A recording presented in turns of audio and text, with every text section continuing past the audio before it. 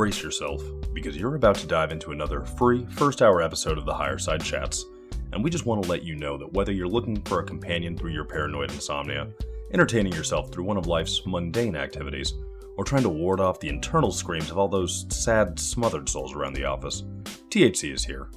And you should know that every episode of the Higher Side Chats has an entire second hour for Plus members. Sign up at thehighersidechatsplus.com and you'll get years of Plus show archives, lifetime forum access, a special invite to Greg Carlwood's monthly joint sessions, MP3s of THC music, bonus episodes, tour videos, and 10% off t-shirts, grinders, and whatever else ends up in the Higher Side store. It's $8 a month that you won't miss, so become a Plus member and treat yourself in these troubled times. Always action-packed and commercial-free, which means you'll unfortunately never hear my voice again.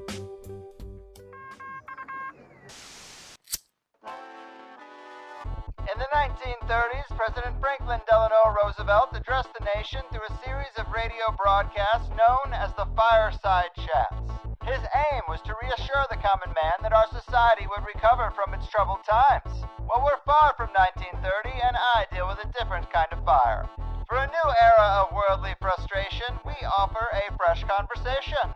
I'm Greg Carlwood, and these are the Higher Side Chats. Here we go, folks. Welcome to the little show within the big show. Here to help you navigate the rough waters of the vast conspiracy from sunny San Diego, I'm Greg Carlwood, and it's no surprise that this world is full of secret orders, think tanks, governments, companies, and cabals all trying to take the Iron Throne atop the power pyramid, and the tangled web can sometimes get so complex that I find it useful to hold them all up to the light individually, one by one, and today it's Israel's time to shine, so to speak.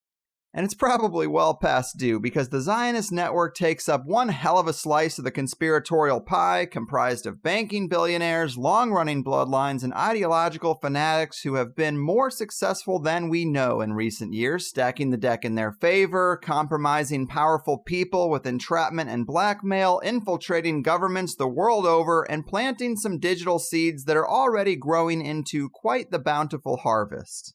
Because we know the world is in the process of massive geopolitical changes and power dynamic swings, we hear about things like the One Belt, One Road initiative, social crediting, controllable cryptocurrency, and the reshaping of the world order. Knowing that in our integrated digital era, software, surveillance, and electronic control is the name of the game, and when was the last time you asked who really holds those keys? Well, today's guest is just the guy to answer that question. His name is Jeremy Rothe-Kushel, a proud member of the radical middle and self-described Jewish American patriot of conscience.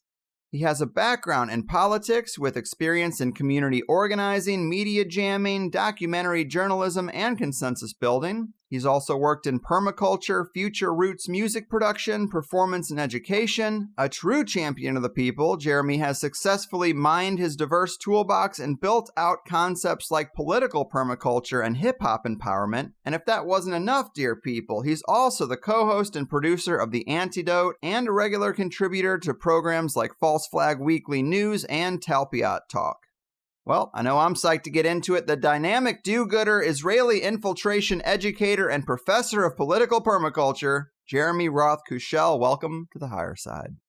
Thank you so much, Greg, and I appreciate the attention and care that you bring not only to your introductions, but to the kinds of questions that you ask. Thank you, man. Thank you. I try. I'm doing the best I can for my simple stoner mind, but hey, I think this is going to be a lot of fun. Thanks for being here. It's going to be really eye-opening for this audience, I think. We have a great list of topics that I think have been kind of neglected around here that we're going to cover.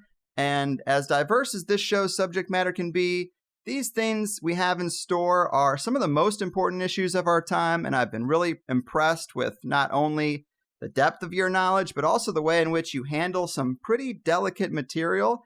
I tried to cover that spread in the intro there, but maybe we can kick this off by having you tell us a little more about your areas of interest and your expertise and how you've come to feel about these troubled times that we're in a bit before we really dive into the details.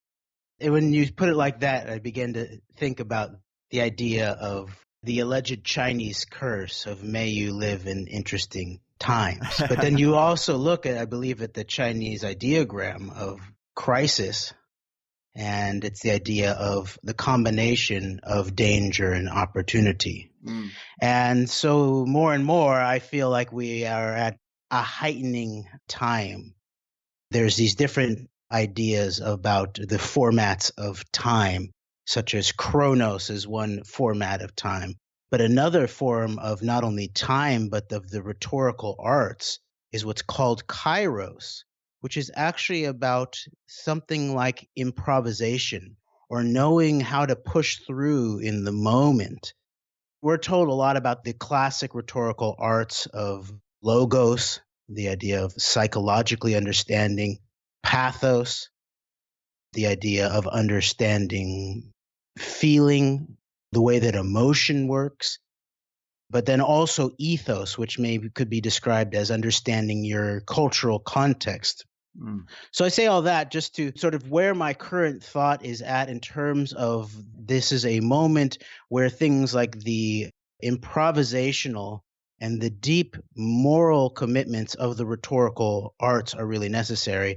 And so some of my background informs that, in that I have a background in both a combination of production and performance in music.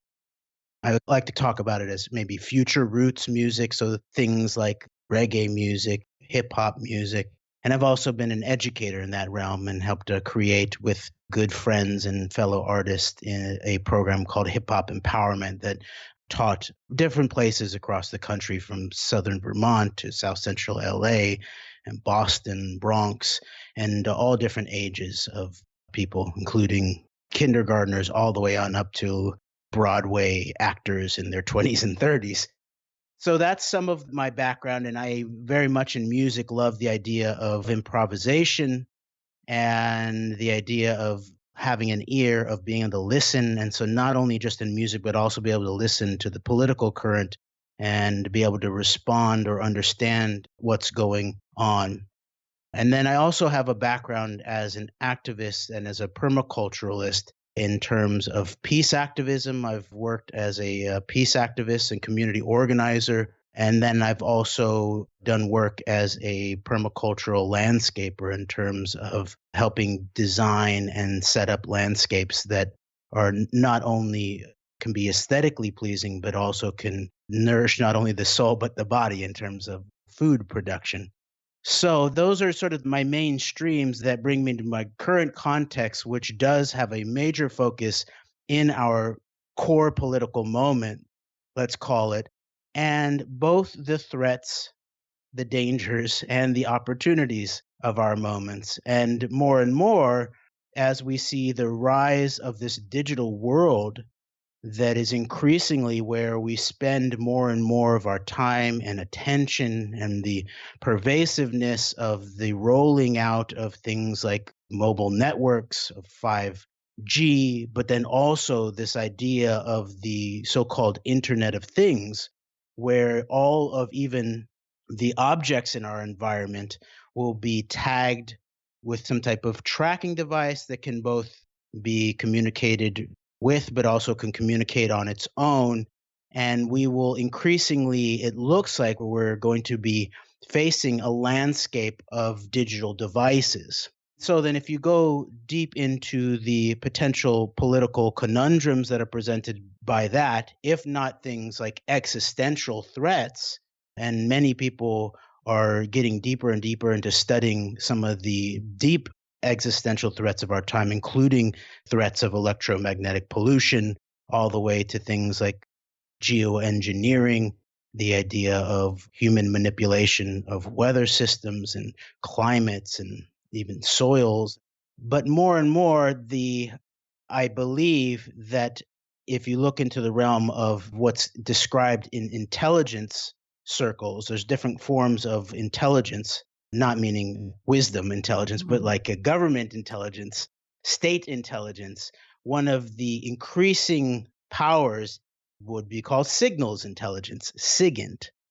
And then behind a lot of that is a relatively new state player on the modern scene, which would be the self-described Jewish state in Israel.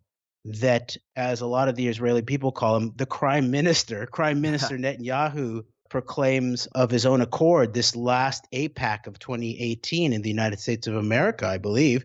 He said that Israel cybersecurity was punching way above its weight. He said Israeli cybersecurity gets 20% of all of the global contracts, while Israel represented, I believe, 1% of the world's population. And he said, we're punching 200 times above our weight. That is very strong.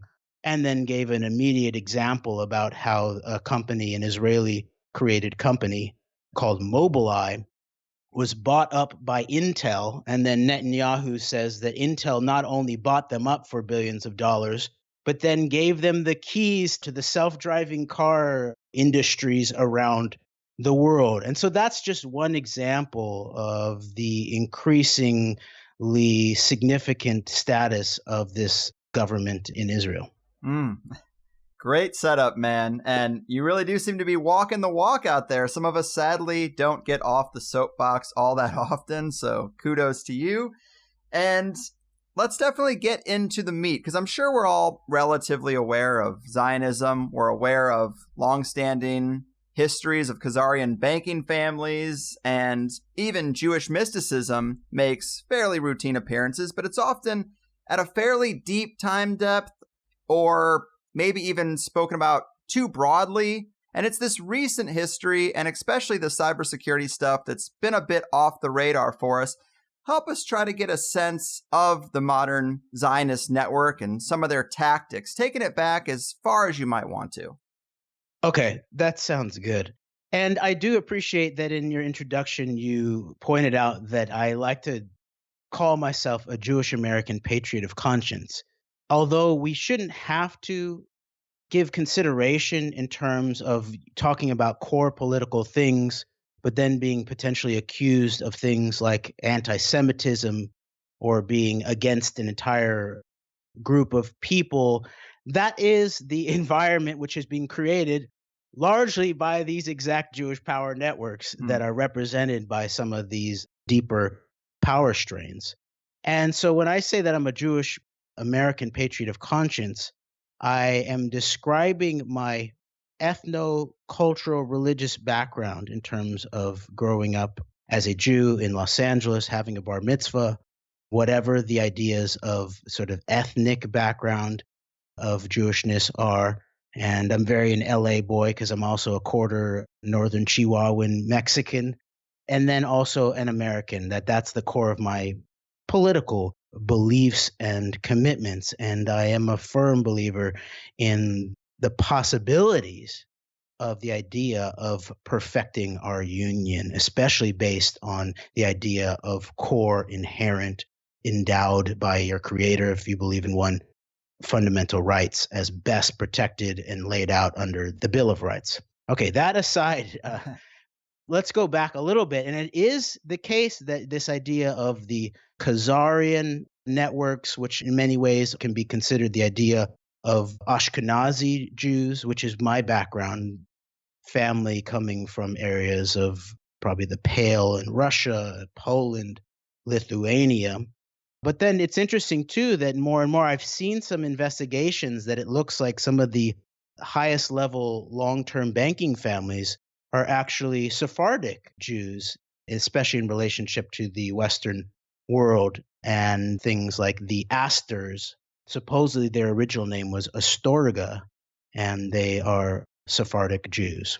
So there's this very deep background. And for the really, really deep background, I would point people to a fairly recently translated book called From Yahweh to Zion by a French philosopher, theologian, scholar, Laurent Guyonneau, and then translated into English by Dr. Kevin Barrett, who I sometimes co-host False Flag Weekly News with. And that really gives the deep, deep background, even into how the theological component fuses with issues of psychology.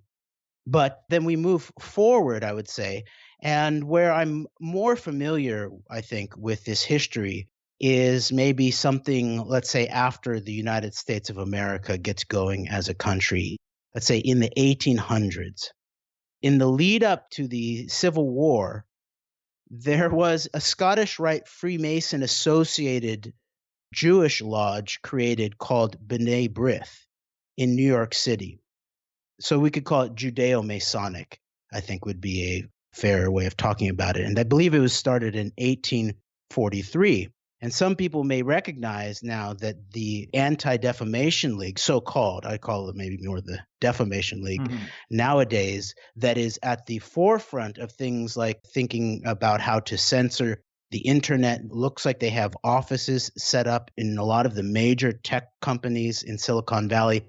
The ADL is the godchild, or is just the child of the B'nai B'rith. And the B'nai B'rith, in the lead up to the Civil War, actually had major leaders of its organization in key PowerPoints in the Confederate leadership, including people like Simon Wolfe, who actually led the B'nai B'rith for both back then and then even in the early 1900s, where he played key roles with Teddy Roosevelt, and then also people like Judah Benjamin, who was high-level Confederate intelligence. So there is also some indicators that the Ku Klux Klan was in many ways a birth child of some sort by the B'nai B'rith and other potential organizations. So that's some of the deep background, I'd say, in terms of subversive intelligence networks inside the United States of America that were way back being used to apparently destabilize what's more destabilizing, of course, than a civil war that's extended, and then setting up an organization that will patrol the South, such as the Ku Klux Klan, and keep things very racially divided and inflamed. So there's that background. And then I think we can begin to move into the early 1900s when we really begin to see the beginning of the actual operations of Zionism come into focus.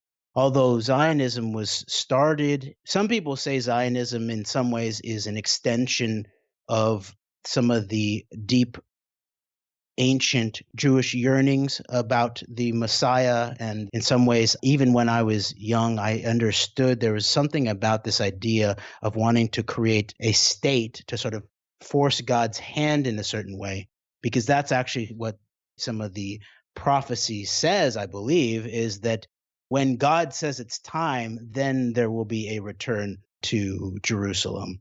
And instead, the Zionists believed that it was time for them to act as gods and to do what they needed to do, including things like subversion and pushing governments into war and staging terrorism in order to force God's hand in a way it could be seen.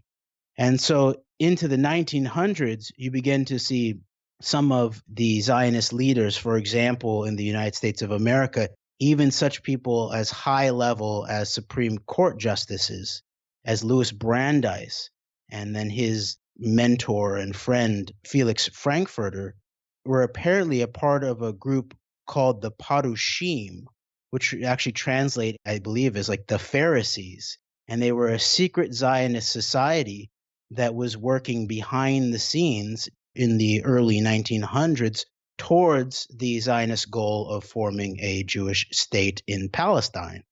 And this history actually came, I believe, from an Israeli historian and then was put more publicly on the record by Alison Weir, whose book Against Our Better Judgment actually describes a lot of this history in a very thorough and well-documented way.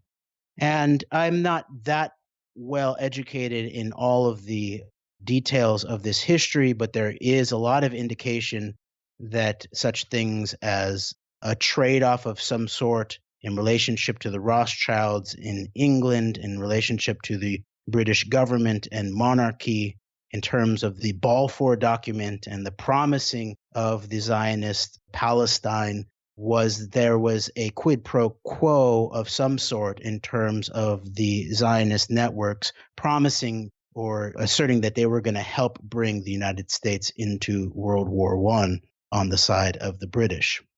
And then one last thing I would point out about that history in terms of the Balfour Declaration is that even in that declaration, I believe that there's a stipulation that the rights of the indigenous people there, that the British are giving over some area to Jews who desire to move to Palestine to create what they want there, as long as it's done with the full respect for indigenous rights. And so now we see what has been called as the perfidy of the Zionists by Ralph Schoenman.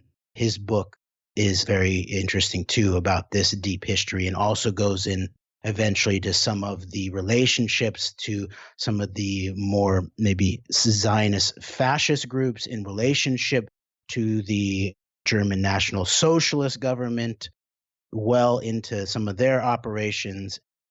So there's that history. Mm-hmm. And you could go on and on about all of that history. But then you eventually have World War II, and there is a mass movement of Jews out of Europe, and some are taken into other countries in the world.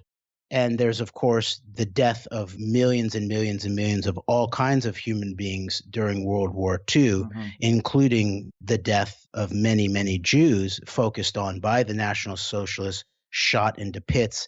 And there's that whole history that a lot of people are interested in. And then basically it looks like there was a setup to drive Jews into Palestine. And then the state of Israel is created very soon after World War II. And one thing that I've fairly recently found out that I put on the public record at the Kansas City Public Library at a public event with the former U.S. ambassador to Israel, Dennis Ross, is that in the lead up to President Truman's recognition of Israel, he had actually received mail bombs from what was known as the Stern Gang, Lehi. And this was the group that was most closely associated with the German National Socialists at the time. And they'd also sent mail bombs to British officials. So more and more, I begin to see things like the idea of that old saying in the mob, do you choose the silver or the lead? Because there's also evidence that's put out by Gore Vidal in his introduction to Israel Shahak's book. I believe it's called Judaism, the 3,000 Years of History. I can't remember, but people can look it up. In the introduction to that book, Gore Vidal says that he heard directly from John Kennedy, I believe, John Fitzgerald Kennedy, that Truman had received a briefcase of money in the run-up to his campaign by a Zionist operative. And Truman also had background with a long-term army friend in Kansas City area called Eddie Jacobson, who was also used by the Zionists and people like Chaim Weizmann to get into Truman's ear about supporting the formation of Israel. Wow, man.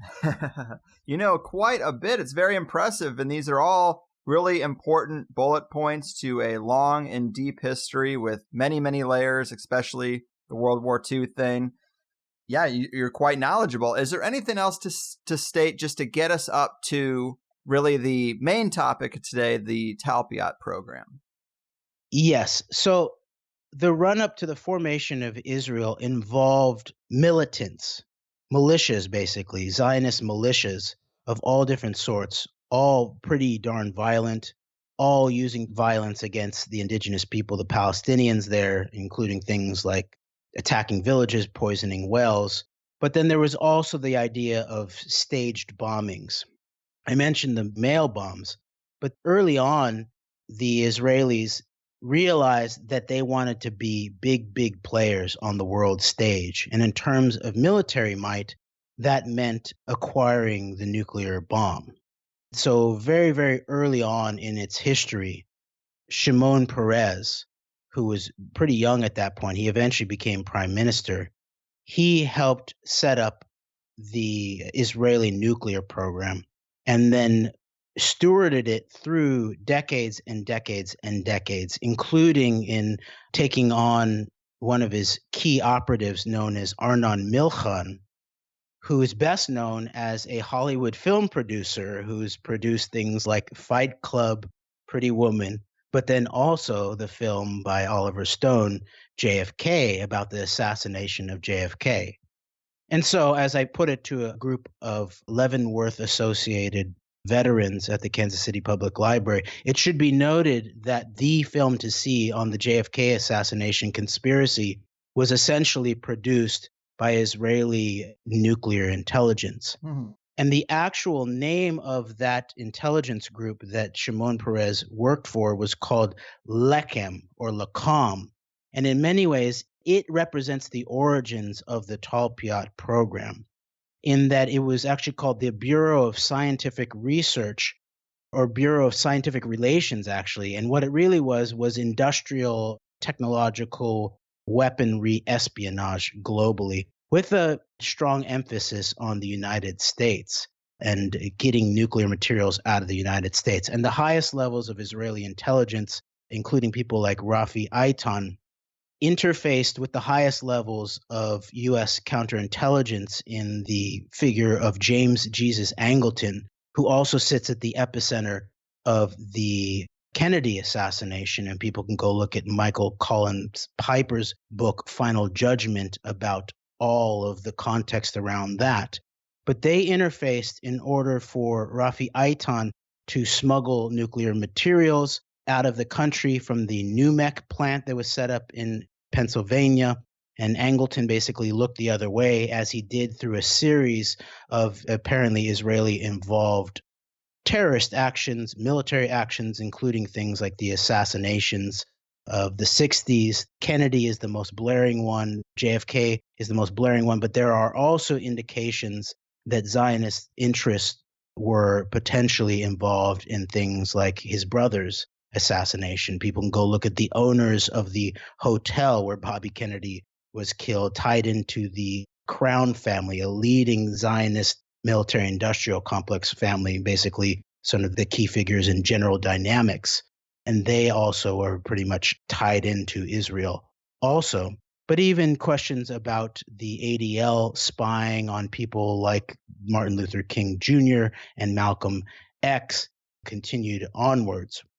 But then things progressed, and Angleton would look the other way also for things like the USS Liberty attack, where he was in the perfect spot for the Liberty to be in the precise place. And many interpretations that I believe are the most accurate about the USS Liberty attack, where Israel attacked really a US NSA vessel, a signals intelligence vessel, and tried to sink it and basically kill everybody.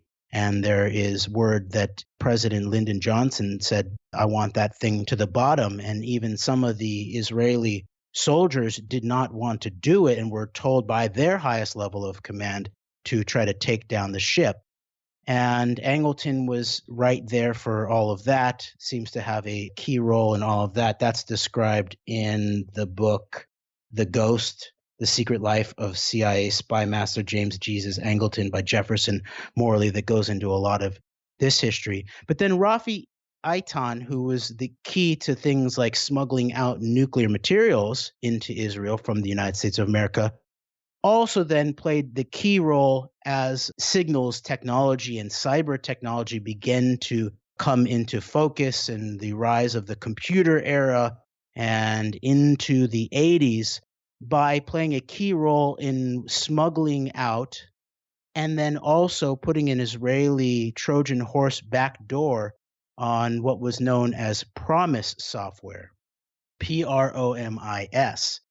And there is a very interesting history of this in the book Robert Maxwell, Israel's Super Spy, by Gordon Thomas and Martin Dillon.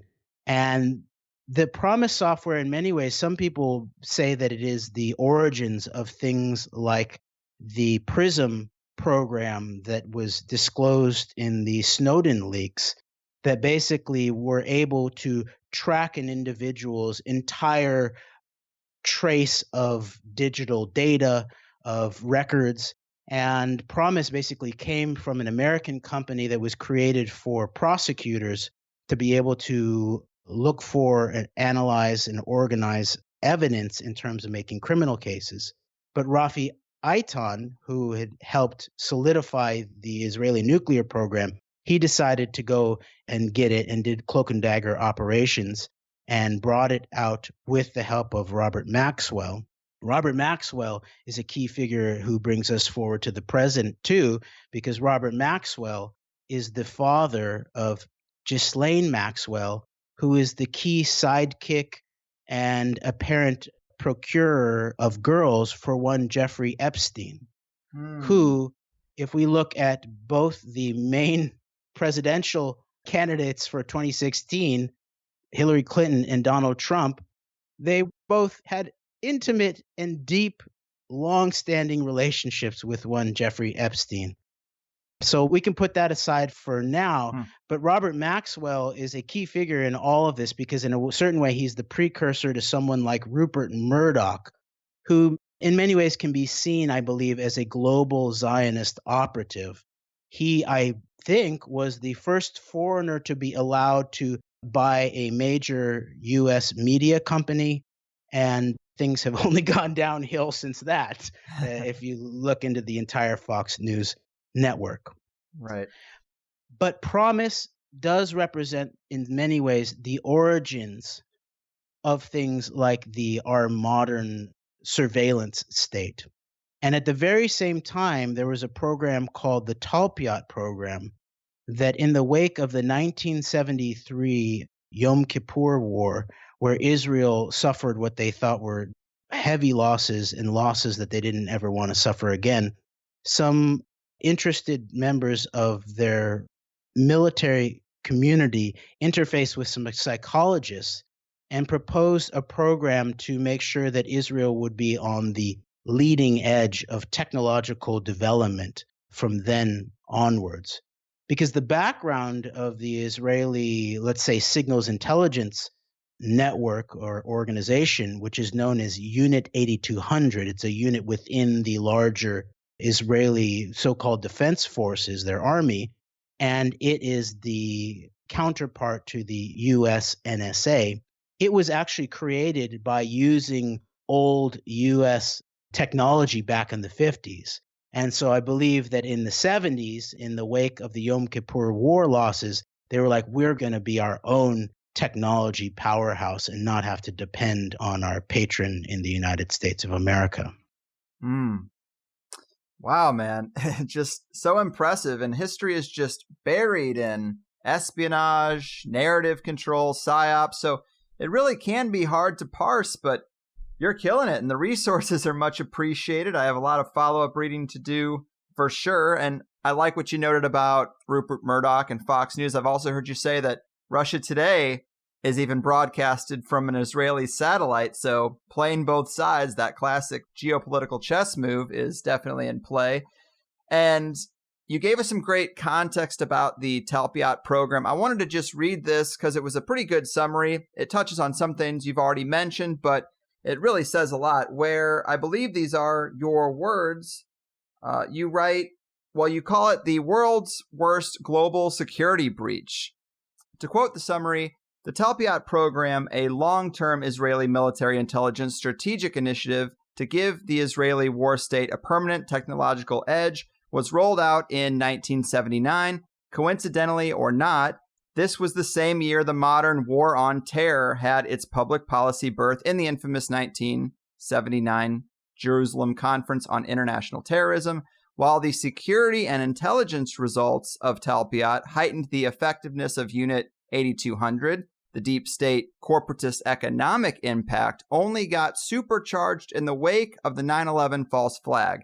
Now we face Prime Minister Netanyahu's claims for a next-generation Samson operation of kill switch diplomacy powered by Talpiot to hold the world's databases, hardware backdoors, and critical infrastructure hostage. And man, that pretty much says it all. But God, I guess it's a bit scary just how successful this plan seems to have been, right? Yes, and that quote that you originally read about how this potentially represents the greatest security breach in history actually comes from an activist and analyst named Brendan O'Connell, who comes from Australia, who basically was the lone voice in the wilderness for many, many years, trying to draw attention to this issue of the long-term military intelligence strategic operation of the Talpiot program and what it implied in terms of this greatest security breach of history. And so people can go follow up by looking at his YouTube channel and also some of his documents that he put on the record when he was in the middle of a legal case in Australia at Isolate But Preserve is his website. And I believe he's very likely correct in that this is the greatest security breach in human history. And I appreciate you reading my description of it because that does break it down in many ways. And because what we're talking about is not only a national security breach, because more and more we can understand the way that the Israeli state actually acts in some ways as a global cutout breach for a certain grouping of global organized crime that's tied into things like the highest levels of financial networks, as we most obviously know with things like the Rothschilds and the idea of weaponized interest-based global banking. The state of Israel, actually, over time, we see more and more that it has used its moles deep within the highest levels of the U.S. national security apparatus. And in the White House, there's lots of scandals around that. There's also AIPAC, which has basically been recognized as not only a lobbying organization, and people should go look at the recently released Al Jazeera documentary that was forced to be sat upon for more than a year, I believe, called The Lobby, that's all about the so-called Israel lobby, that really shows itself to be a foreign military intelligence operation that targets activists of good faith and working to promote human rights of people like the Palestinians, and operating directly out of a ministry, a foreign ministry in Israel called Strategic Affairs. And in the midst of that, if we begin to read this network of the deep penetration of the U.S. national security apparatus, and that would include things like not only the funneling out of nuclear materials out of NUMEC by people like Rafi Eitan, but then Rafi Eitan had worked via his agent in place, then Senator John Tower, a Republican from Texas who helped lead the way of the so-called Iran-Contra investigation, into getting this Israeli backdoored compromised promise software into Sandia National Weapons Laboratory, which is at the epicenter of the U.S. nuclear weapons program in general. So if we see this kind of deep penetration, both politically and in terms of national security, we then have to look at where is this technology actually going? It's definitely going to Israel. It's definitely going into what's now called the Silicon Wadi, which is the Israeli counterpart to Silicon Valley. And more of the biggest tech companies are rapidly increasing their presence and their investment in the Silicon Wadi. For many, many years, even things like chip makers like Intel not only have fabrication plants in Israel, and these are not replete throughout the world, these chip fabrication plants, but they actually design chips there. And then even things like Qualcomm, which is, I believe, is started in, its headquarters are in supposedly in San Diego.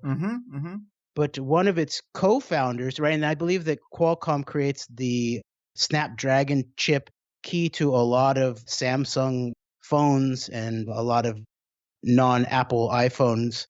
And the co-founder of Qualcomm has been deeply interested and invested in Israel for many, many years. And recently, he and his wife have donated, I believe, $130 million for a campus that is being set up in Manhattan, as facilitated by Michael Bloomberg, as a joint effort between the Technion, which is at the epicenter of the Israeli research complex, very tied into their weapons complex, very old, actually over 100 years old, and is at the epicenter along with the Hebrew University Weizmann Institute and the Bar-Ilan University at the epicenter of the Talpiot program. And they're setting up a campus in Lower Manhattan with Cornell University. And the co-founder of Qualcomm has donated over $100 million for a very specific institute to be set up there. So this is just replete over and over and over again. We see the biggest tech companies, not only the chip fabricators, but also the social media companies. Facebook has a major Israeli office. Google has major Israeli setup. And more, we begin to see that this is actually a security breach of major proportions if we just think about it from a U.S.-centric perspective. Because as you hinted at earlier, there is this question, especially in sort of contradiction to much of the way that what we might call the truth community or the alternative media community has been sold over the years, that things like Russia Today or the BRICS alliance of nations, Brazil, Russia, India, China, and South Africa, are potentially some pushback not only to the U.S. empire, but also to Israel. And like you pointed out, we've talked about how at some point Russia Today changed satellite companies and went directly to an Israeli satellite company. But even more directly, we're seeing more and more direct connection and amplification of the strategic military and technology relationship between Israel and Russia, Israel and China. And this is all backed up by the history of things like the Jonathan Pollard spy scandal, which was probably the biggest Israeli spy scandal of history, which was also helped set up by Rafi Eitan, I believe.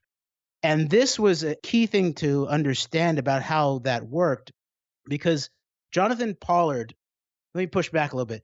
It's become very clear in terms of during the Trump years that intelligence professionals are telling us that the way that you compromise somebody is via, it's called the MICE acronym, right? Money, ideology, compromise, I believe, and that can be either sexual compromise of some sort, things like Jeffrey Epstein and cameras set up all throughout his mansions in Florida and his brownstone in Manhattan, but then also potentially things like political or financial compromise. And then MICE, ego, the playing to someone's narcissism. So with someone like Jonathan Pollard, a young Jewish guy who would tell stories about how he was Israeli intelligence when he was in college, he was basically set up and was driven, it looks like, by a combination of ego, money, and then potentially some ideology in relationship to Zionism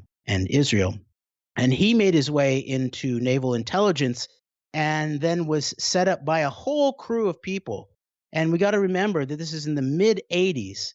In the mid-'80s, one Benjamin Netanyahu was actually the representative of Israel to the UN, which I believe is also when he really got close to one Donald Trump and his father, Fred Trump, as Netanyahu was spending tons of time in New York City at that time. So go look at that history. But putting that aside, Netanyahu, along with Rafi Eitan, along with the people involved with the Talpiot program, and along with the high-level Israeli Air Force Colonel Avi Sela, helped handle Jonathan Pollard and direct him towards very specific documents, tons of them.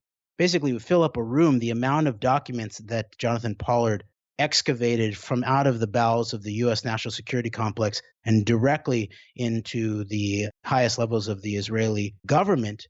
But then also, it turned out that there were very specific documents that didn't mean as much to the Israelis as they did to the then Soviets. And it looks like there was a potential quid pro quo agreement at some point between the Israelis and the then Soviets to do a trade, basically, of this high-level stolen U.S. national security material for Soviet Jews.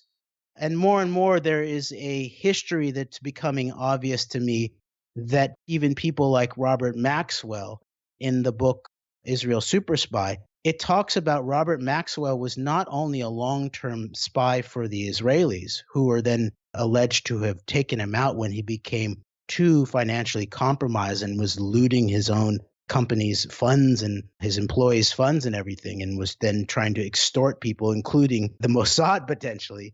But Robert Maxwell was also a high-level interfacing with the KGB and people like Kryuchkov, that's Kryuchkov, who was the mentee of Yuri Andropov, basically the long-term master of the Soviet state, including intelligence.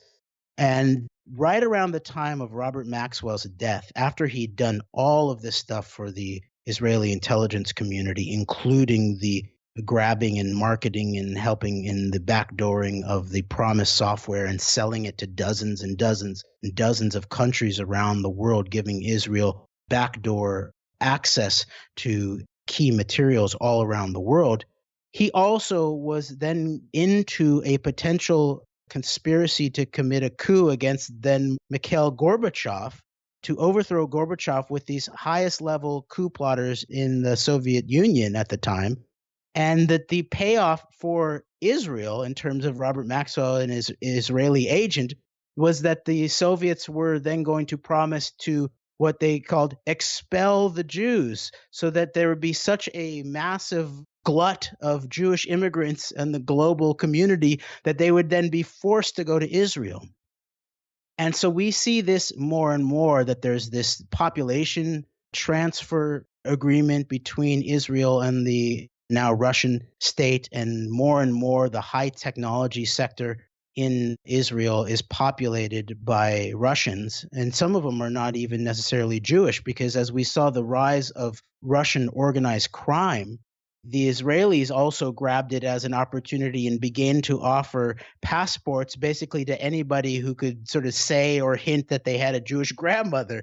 Mm-hmm. And so at some point, the highest levels of the U.S. national security counterintelligence establishment recognized that basically every single high-level Russian organized criminal in the entire world had an Israeli passport also. Many of them were Jewish, but not all of them. Man, I'm just kind of in awe of the effectiveness. You kind of got to respect just all these mind-blowing operations and how long they've been in place. I mean, controlling the world by controlling the technology that controls the infrastructure is just so smart.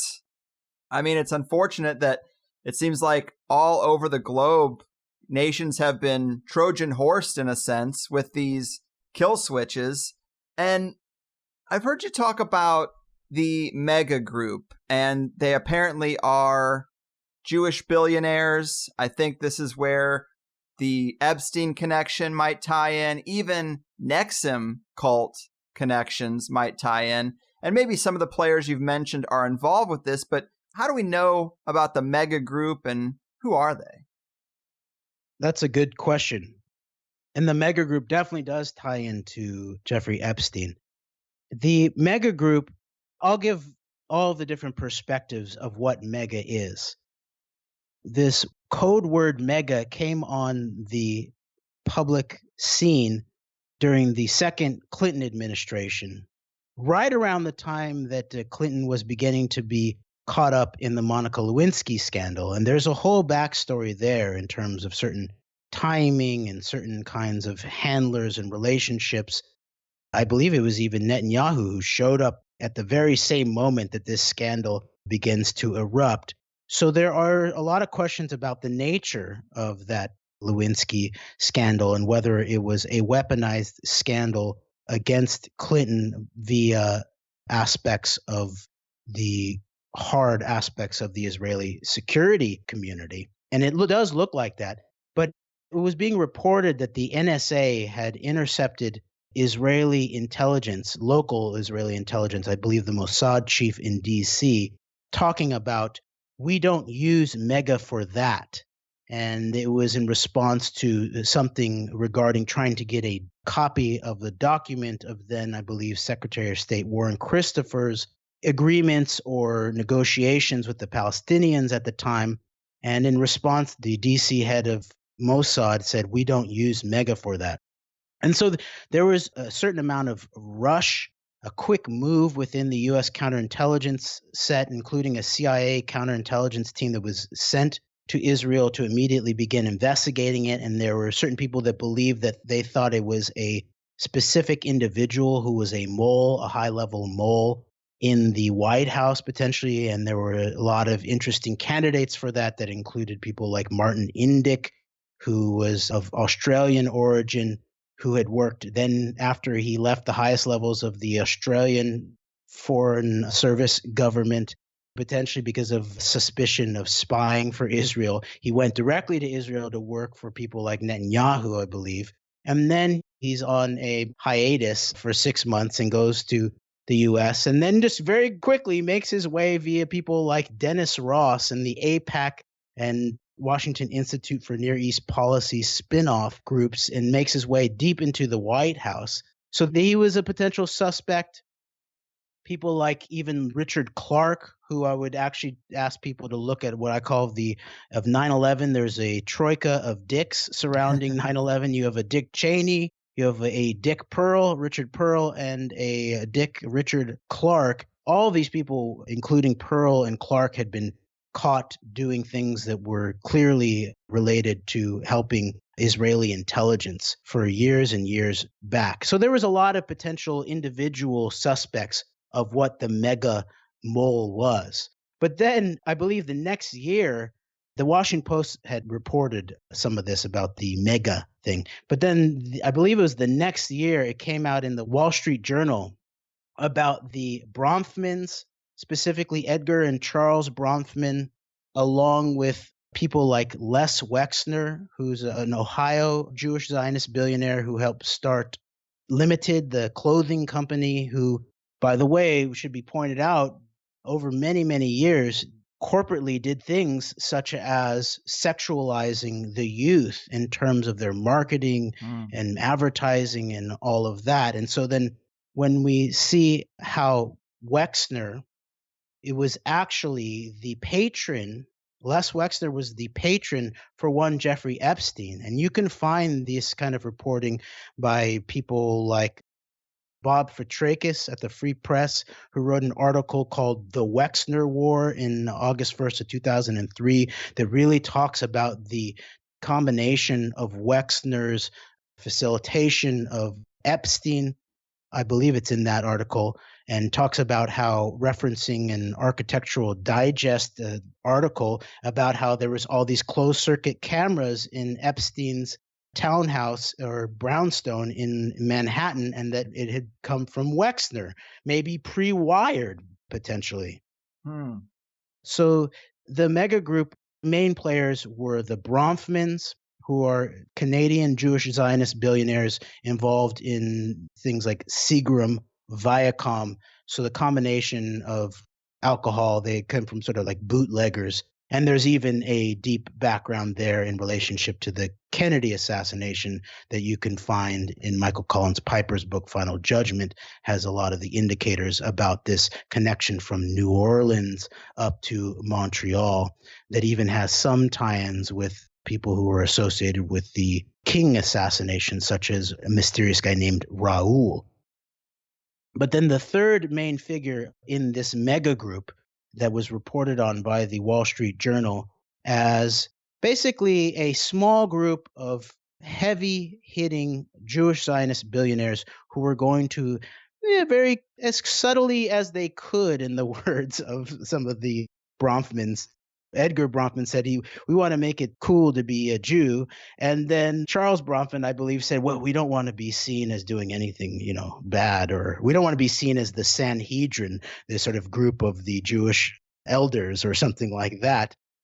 The third person deeply involved there was a Michael Steinhardt, who is the current dean of the Birthright Israel program, which has to do with basically inculcating American Jews mainly into Israel culture. And there's actually some very interesting recent investigations into the sort of weaponized culture around that and what young American Jewish girls face when they are brought into Israel by this Birthright Israel program. But Steinhardt had a background on Wall Street, but also people should go look at the background of his father and then potential ties into things like organized crime networks of people like Meyer Lansky, who is a key figure in all of this, with many, many ties to Israeli intelligence over the years, and also at the epicenter of the underworld mob part of things like the Kennedy assassinations. And I just want to point out that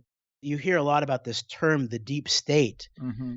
I believe it's been sort of misunderstood, maybe purposefully mischaracterized, especially during the Trump years so far, where it's basically painted as it's people in the Obama administration.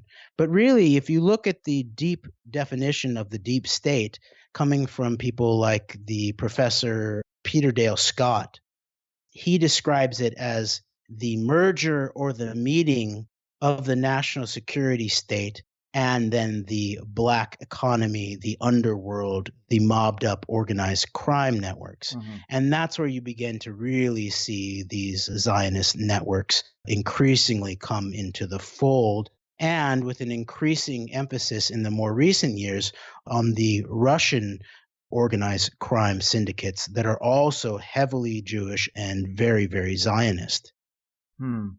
Yes, it's a very tangled web, too. Very complex, a lot of espionage and counter-espionage and infiltration. And that was going to be my next question, was to try to loop Trump into this whole thing, because so many people have so many opinions. And a lot of people do feel as if Trump marks some sort of changing of the guard, which might be true to some extent because the global American empire program that I've seen my whole life seems to be fizzling out a bit. Maybe the returns aren't there like they used to be. But then we still have Jared Kushner in the mix. So the influence might be hitting pretty close to home within that circle. I guess, what are your overall thoughts on who holds Trump's puppet strings? Is it Russia? Is it the Zionists? Is it the deep state white hats, as some would say? I mean, what do you think? What are the ties that really bind the most important puppet strings on this administration? Well, as most of history, I don't think it's simple necessarily. Right. Or simplistic, but it does look like there was a big con op. And by the way, the idea of a con op is a term that I've come up with, which is a shortening of a specific psychological warfare division inside of the Israeli Defense Forces called consciousness operations. So I do think there is a large part, at the very least, of the way that Donald Trump was marketed to us, especially to people who see themselves as outside of the box, as countercultural, or in the truth movement, that was very much utilize this idea of him as an outsider, portraying him as an outsider. And he, of course, was and is somewhat of a political outsider. Obviously, he doesn't know that much about government. He hasn't ever really spent much time in D.C. He hasn't been in the government. But at the other sense of it, he's also very much a long-term insider of the actual epicenter of the deep state. If you think about the idea of his background in terms of Lower Manhattan, real estate, and you can really begin to see these networks by looking at the people who mentored him, people like Roy Cohn, who was basically a well-recognized mob lawyer for many, many decades, along with having been a key sidekick to Senator Joe McCarthy. And some people believe that potentially he actually played a role of controversializing or leading the investigation into actual Soviet spy rings that would have been high level. You could look at things like Silver Master spy ring, but on into the present moment, a lot of these actual nests, not moles, but nests of spies were never actually rooted out. And instead, McCarthy, as guided by his sidekick, Roy Cohn, the Jewish Zionist lawyer, increasingly targeted people who were directors or artists or political organizers, rather than actually looking at the highest levels of potential high-level military intelligence Soviet penetration. So I think you can look way back to the history of Donald Trump as Roy Cohn's boy and really see that Donald Trump is a made man of this syndicate.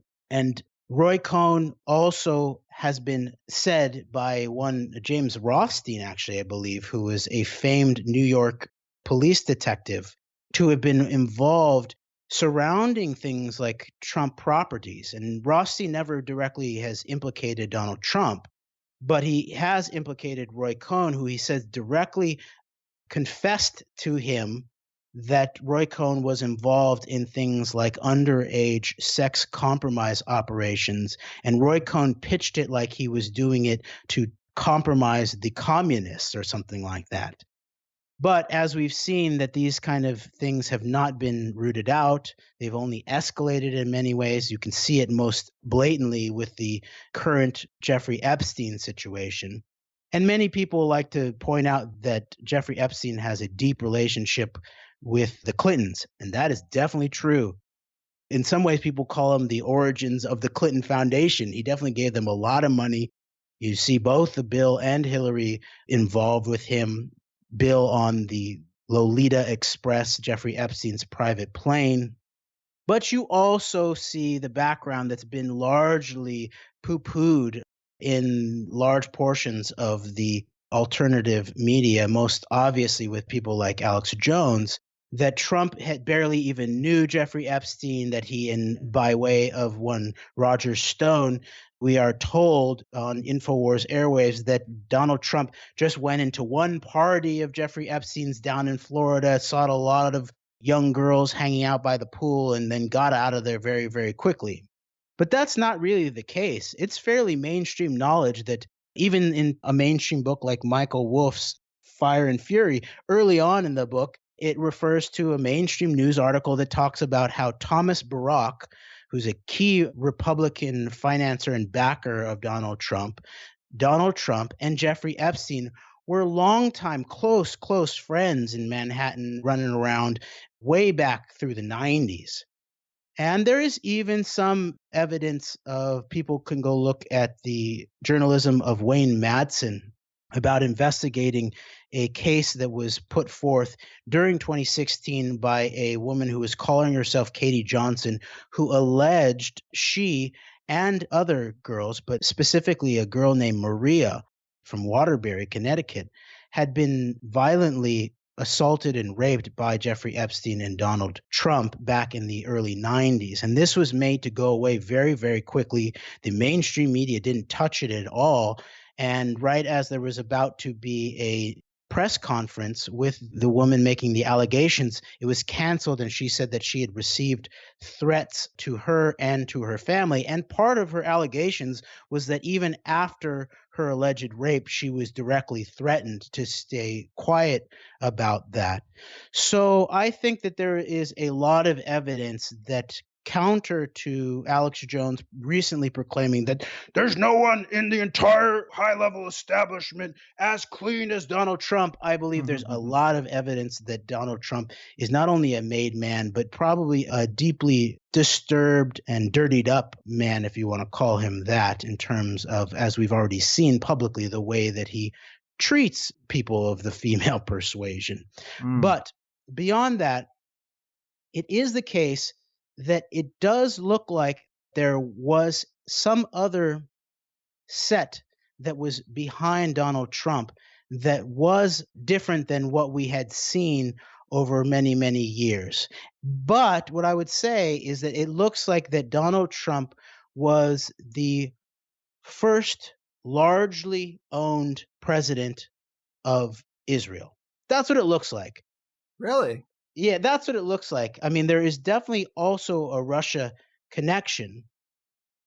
But if you deal with the Jeffrey Epstein thing, then you could also potentially see that maybe Hillary Clinton was equally compromised, so that the Netanyahu government was going to be equally happy with whatever one of their controlled choices so-called won. But you see there, Donald Trump was the only candidate in 2016 who had made a direct video for Netanyahu's candidacy.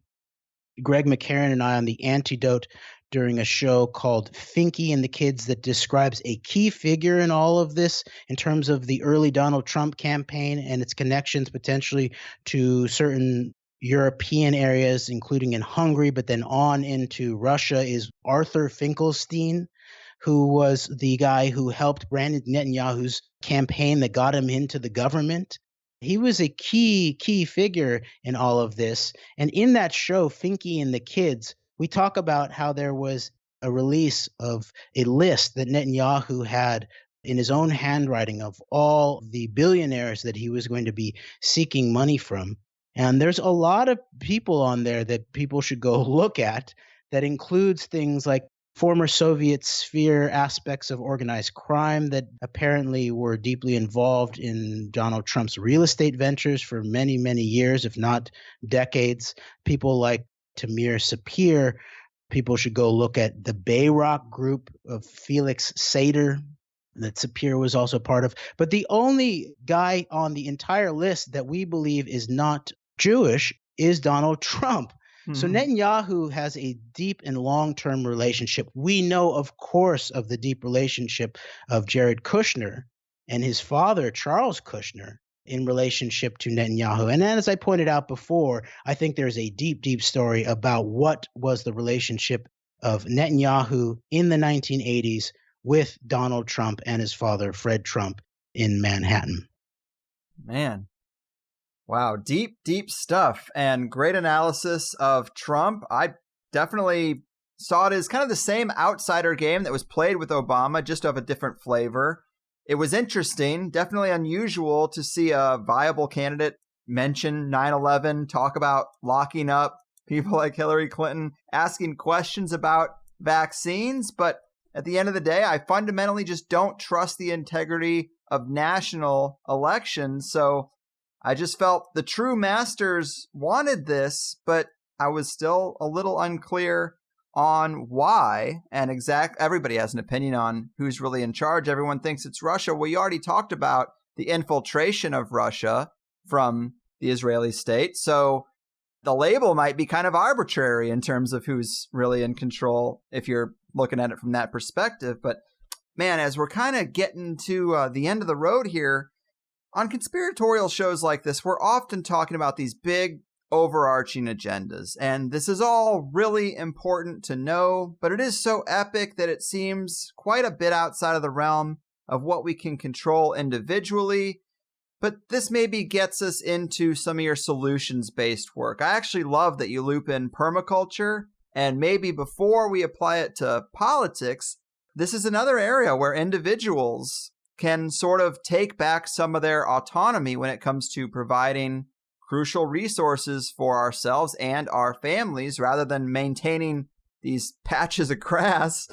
But give us some of your introductory techniques or information that you think might be helpful for tackling this hole in our game. And then, of course, maybe round it out by applying it to politics and some of the principles that we have at our disposal, some of the tools that we maybe have overlooked despite the corruption within the political process, so we can kind of go out on a positive note as much as we can. Yes, because again, as we opened up with, we can't get away from the time of crisis and a time of danger. But there is also a time of opportunity, and it is in these difficult times where we figure out what is it about our humanness that we really value. Why do we want to preserve our own lives? Why do we want to preserve the lives of our children and our descendants? And what is it that our ancestors were made of that got us here? Mm-hmm. And that is a deep thing to be grateful for. And I think if we begin to work into what's put forth in terms of permaculture, you see permaculture, it's an Australian contraction for permanent agriculture, and some people also say it's permanent culture. And I think permanent maybe is too much because nothing is permanent. Everything in physical form is going to go away, even the sun. And maybe there are spiritual principles and things like love, and if you believe in God, that things that are beyond time. But we are interested right now at a time when there's a massive dissolution of structures. And some of the dissolution we probably seek in the form of things like composting violent intent and violent structures that have led to the looting and plundering of humanity and the world's natural environment. Some of that stuff we probably seek the dissolution of. And I think the image in our mind is the idea of the compost pile, which in many ways, the idea of permaculture, they say it starts in the garden, but it doesn't end in the garden. Mm-hmm. And I would say before you even start in the garden, you start with the compost pile. Because the lessons of the cycles and the recycling and the rebirth of life out of the old structure is most evident, not necessarily first in the garden, although it ultimately must get to the garden and to see the nourishment for the reason of growing up your food and your sustenance. But this idea of the compost also uses heat. So in the midst of the heat is a time and place where we can begin to compost forms that we are done with or intent that we are done with. But in a more literal fashion, permaculture in many ways represents the synergy, the combining of these ancient traditions that our ancestors had, which enabled them to culture an environment of food in relationship to the natural environment in a way that not only didn't deplete the topsoil, let's say, but actually enriched it. And people can go look into things like terra preta, the black deep soil down in the Amazon. For a while, people ran into it. In some places, this is this highly fertile soil that in some cases is feet deep, whereas in modern U.S., in the midst of the former rangelands here in the Midwest, and we live in Kansas here, we're talking about inches of topsoil that we're trying to hang on to, and depleted carbon composition of the soil and mineralization that Congress was looking into over 100 years ago.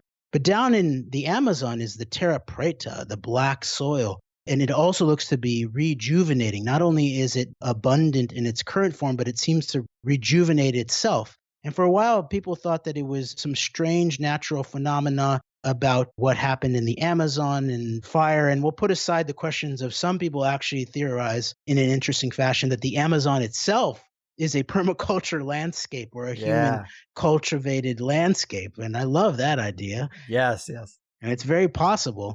But then people found the evidence that this soil, this black soil, was actually fully human created in conjunction with the indigenous soil via the usage of fire in containers, in clay containers of things like waste, food waste, human waste, all that kind of thing was then burned in low oxygen scenarios. And what you get is what is now called biochar, which is basically an organic food grade charcoal to be put into your soil that you can create, that creates the perfect place to retain water, nutrients, and biology in terms of the biological organisms that really make soil alive. And so I think that's a great lesson.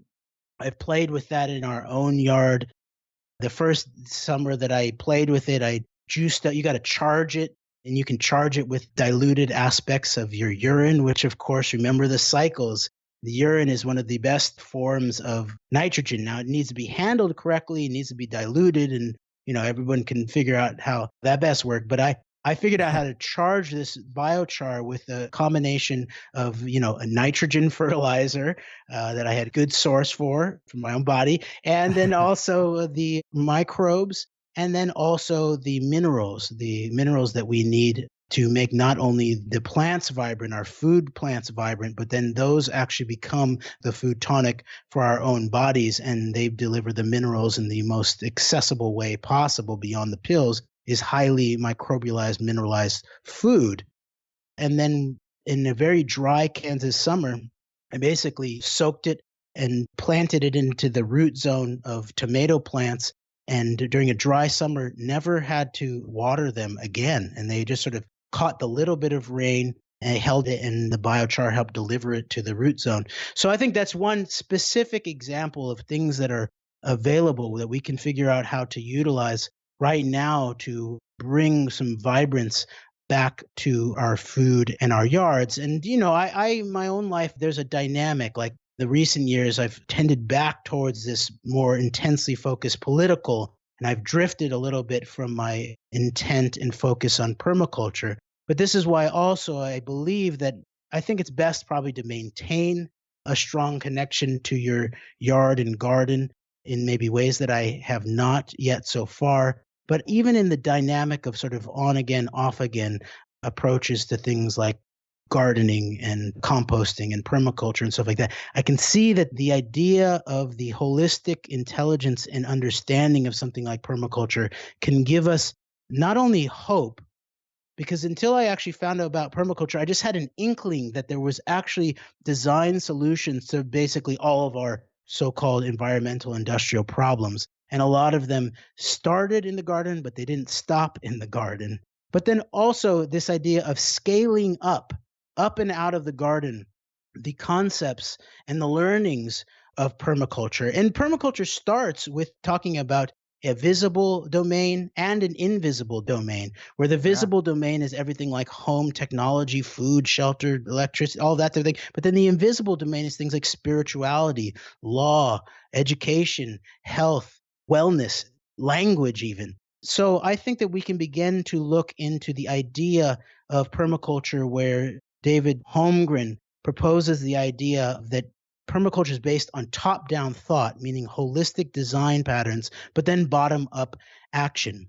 So I'm highly interested in the possibility of scaling up holistic political thinking that maybe we could call out of the radical middle, radical to the root, not reactionary, not extremist, and then middle, meaning everything, everyone in between the extremes, including the extremes, the radical middle, to hold together this deep, deep dynamic that we, not only as Americans, but we as human beings, have deep within our genetics and deep within our cultural legacy to be able to talk about our problems, confront them, analyze them, and then act upon them with deep solutions that can be scaled up.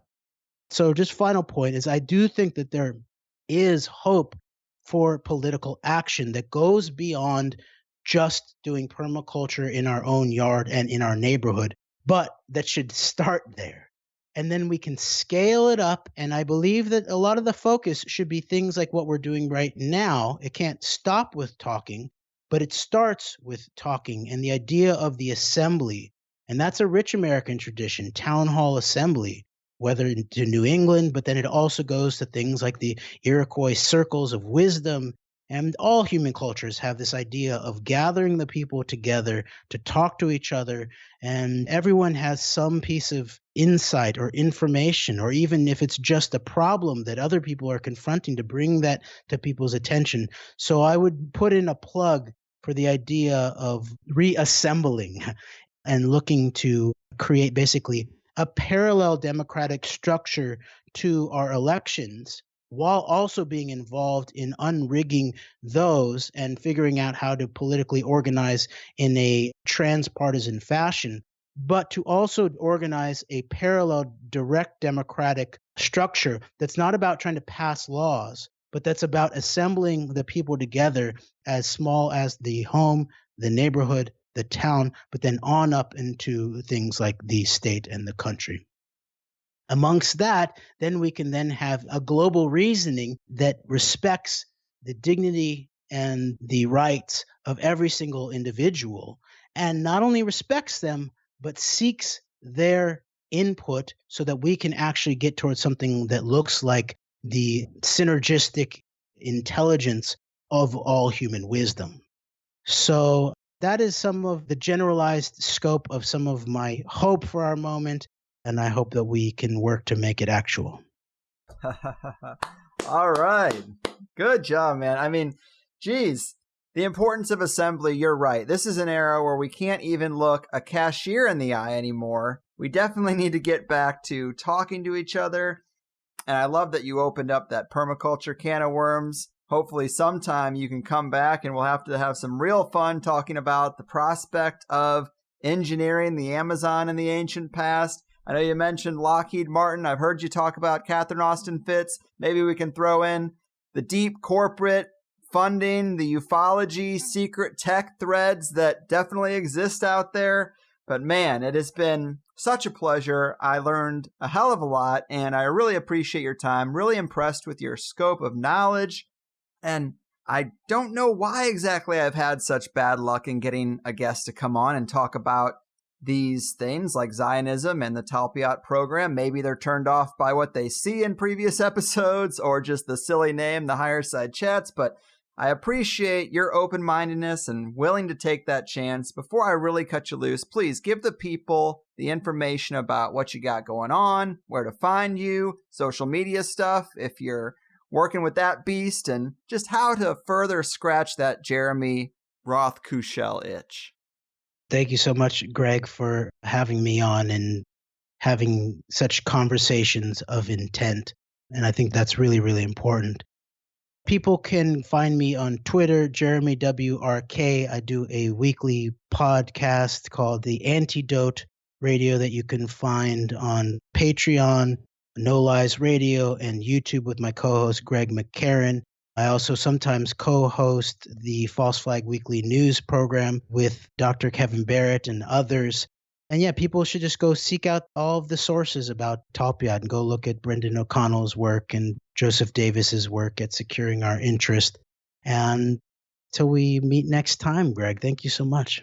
You got it. Beautiful. I am all jazzed up to release this one. I'm sure it's going to be well received. Couldn't have done it without you, of course. So keep up the good work out there and take care. All right. Thank you so much. Man, oh man, people, what a show. So chock full of information, maybe overdue information if you ask some folks, but hey, you can't please everybody all the time. Although I have seen a little bit of, this show should be called the Zion Side Chats, hosted by Greg Karl Marxwood and that kind of thing. And there is certainly a special kind of guy who won't be happy unless it's all Jewish elite all the time. And yeah, I think it's a big piece of the puzzle, clearly, as we talked about today, but it's not the only game in town. And if you've been with THC for a while, I think we've talked about Zionism and Khazarian banking families a great deal in the past and explored some pretty radical positions with previous guests when it comes to those sorts of topics. But I could understand someone who's only heard the past maybe year of shows feeling as if there was some kind of dare not go here kind of thing in play. But the reality is just that the banking cabal conversation has been had many times. The World War II conversation's been had a couple of times. And I consider some of that material to be in the course syllabus for Conspiracy 101. And if I have to keep going back to Conspiracy 101 or be considered a shill of some kind, then we never get to the more complex or further out stuff. And to me, this was a perfect way to get back into this particular power center. One, because we have a great guest who is Jewish, so we can get past any sort of anti-Semitic claims right off the bat. It's weird to have to always say that, but we do. Two, it's fresh material that looks to the present and the future, rather than looking at how some of these bankers centralized power and played both sides of every war throughout history. Yeah, that's important historical context. But like most of my history classes in high school and college, you never get to the recent and relevant stuff if you always have to go back and start the story at year one. And thirdly, just Jeremy's level of expertise here. He's not throwing around wild claims and broad speculations.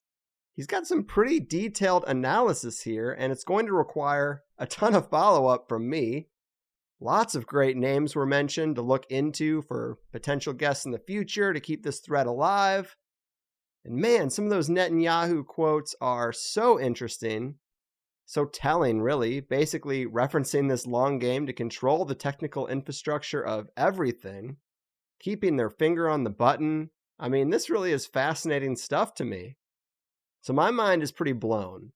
But then we have this icing on the higher side cake in that Jeremy also has this vast knowledge of permaculture, and so we got to loop that in as well. All of that stuff combined makes me really pleased with this one, and I'm lucky to have found Jeremy and happy that he trusted me to set him up well and present him fairly.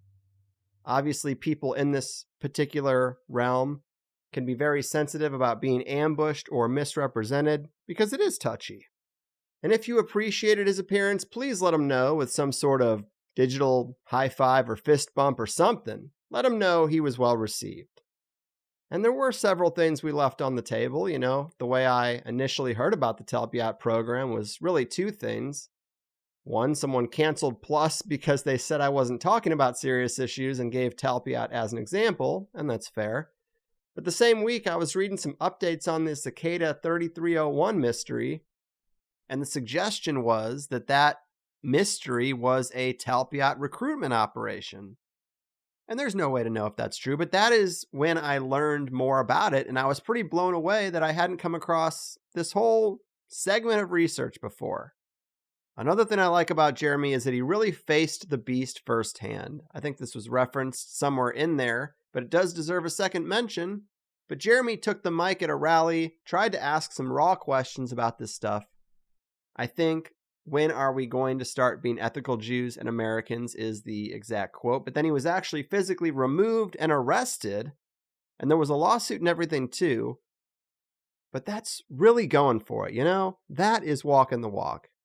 And I like his whole MO of trying to get these politicians on the record.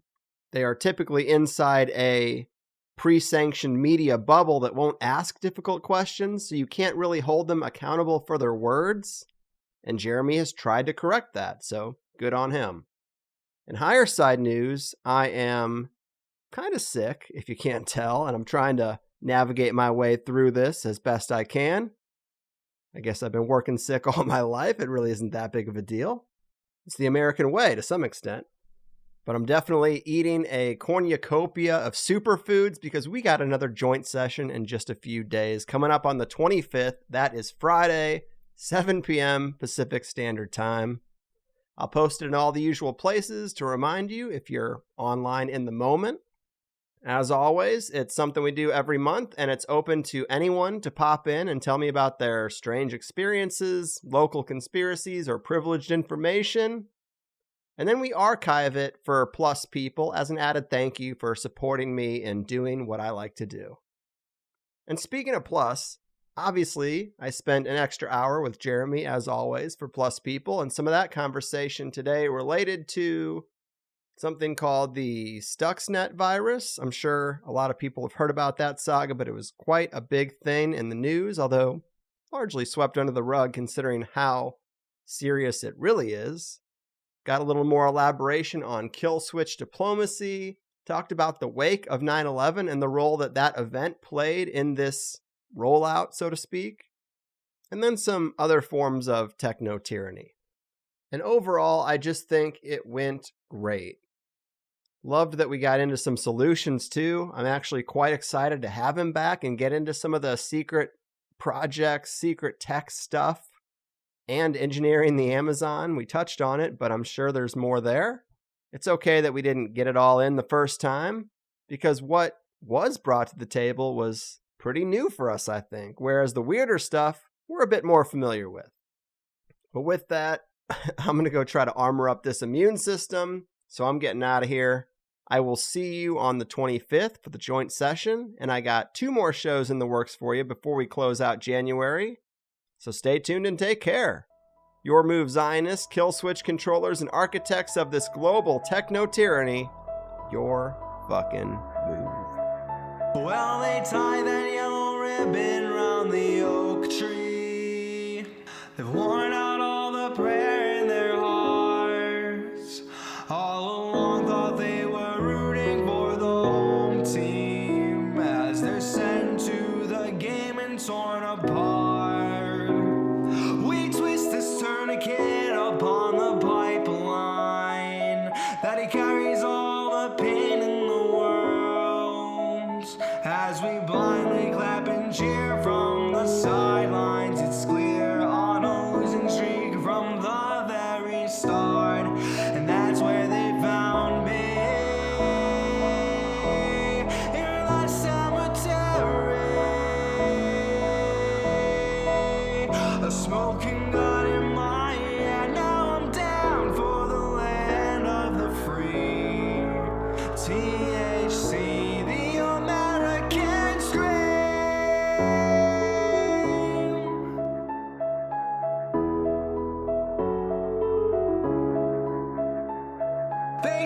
that faded ribbon off the